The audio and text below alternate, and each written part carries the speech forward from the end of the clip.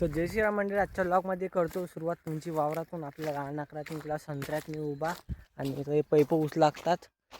कोण की ट्रॅक्टरवाला आणि ते पैप उचलाचं ट्रॅक्टर मारल्याने जात ना, कोण की ट्रॅक्टर बी आहे. तर इकडे आहेत हे पैप, हातायले उचलून तिथं नेऊ चला. तर अशी आहे मग आपली कधी कधी लाईफ. पैप हे पा काही जिकडे या झाडाला किती संत्र लागले, मला पहिल्यांदा दिसले. हे पा आणि बाकीची झाडं काही 1-2 वर्षाचे, 3-4 वर्षाचे, 4-5 वर्षाचे अशी झाडं आहेत.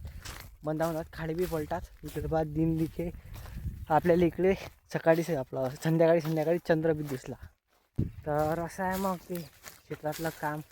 आणि हेच कंटेंट आहे आपल्यासाठी. शेत म्हणजे कंटेंट. तर काही इकडे गेले फायनली आपण पैप जमा. तर इकडे ट्रॅक्टर बी चालू आहे. हे पहा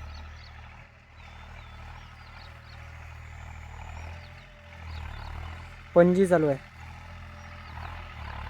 तर इकडे आलो मी माडीवर आणि इकडे मस्त माडीवरचा चांगला व्ह्यू दिसते. शिवक भाऊ बी आले स्पीकर घेऊन, स्पीकर अजून बसते धंद्यात आता. तर इकडे परम बी आला. परम हाय गाईज, राम राम. परमनं दिला मला इकडे बिस्किट, पहिले बिस्किट खाऊन दिले.